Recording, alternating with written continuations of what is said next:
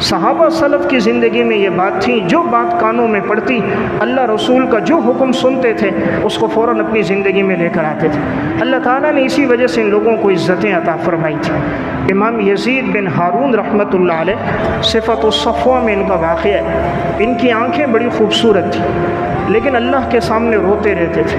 اللہ نے ان کو ایسی عزت دی تھی، علامہ ابن قیم مفتاح دار السعادہ میں لکھتے ہیں بادشاہ وقت ان کے پاس سے گزرا تھا، ہزاروں کا مجمع تھا، طلبہ بیٹھے ہوئے تھے، کہا اللہ کی قسم بادشاہ تو یہ ہے، لوگ مجھے بادشاہ کہتے ہیں، بادشاہت تو اس کی ہے جو لوگوں کے دلوں پہ حکمرانی کر رہا ہے۔ یہی امام یزید بن ہارون، بڑی خوبصورت آنکھیں تھیں، راتوں کو اٹھتے تھے اللہ کے سامنے روتے تھے، ایک آنکھ کی بینائی چلی گئی، صرف ایک آنکھ کی بینائی رہ گئی، لیکن راتوں کو اٹھتے اللہ کے سامنے رونا تھا، رو کے دوسری آنکھ کی بینائی بھی چلی گئی۔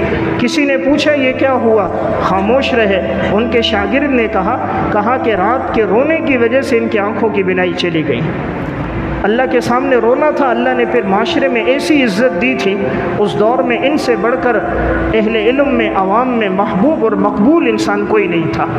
تو میں نے عرض کیا عزت اللہ نے اعمال سے جوڑی ہے، یہ اللہ کا وعدہ، ان اکرمکم عند اللہ اتقاکم، جو تم میں متقی اور پرہیزگار ہوگا میں اس کو معزز بنا دوں گا۔ حضرت عبداللہ بن مبارک رحمۃ اللہ علیہ، اللہ نے بہت عزت دی تھی۔ المنتظم فی تاریخ الامم والملوک میں ہے، جب رقہ شہر میں داخل ہوئے تھے 30,000 سے زائد کا مجمع ان کے استقبال کے لیے آیا تھا۔ تو ہارون الرشید کی بیوی زبیدہ نے کہا تھا یہ لوگ دوڑتے ہوئے کہاں جا رہے ہیں، گرد و غبار اڑ رہا ہے، کہیں دشمن نے حملہ کیا ہے؟ کہا نہیں، خراسان کے عالم امیر المومنین فی الحدیث اس شہر میں داخل ہوئے ہیں، یہ لوگ ان کے استقبال کے لیے جا رہے ہیں۔ اس نے اس وقت کہا تھا ھذا واللہ الملک لا ملک ہارون الذی لا یجمع الناس الا بصوت واعوان، اللہ کی قسم بادشاہ یہ نہیں، ہارون الرشید نہیں، بادشاہ عبداللہ ہے جو لوگوں کے دلوں پر حکمرانی کرتا ہے۔ اللہ نے ان کو یہ اتنا بڑا مقام، اتنی عظمت جو عطا کی، ان کا تعلق کیسا تھا اللہ سے، میں وہ بتانا چاہ رہا ہوں کہ اللہ نے جو عزت دی، ہم سمجھتے ہیں عزت بڑھے گی، ہمارا پیج ہو، ہماری ویڈیو چلے، ہم دیکھیں کتنے لائک کرنے والے، کتنے کمنٹس کرنے والے۔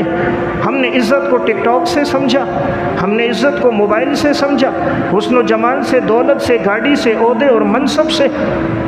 لیکن یہ عبداللہ بن مبارک اللہ نے کیسی عزت دی، صفت الصفوہ میں ہے۔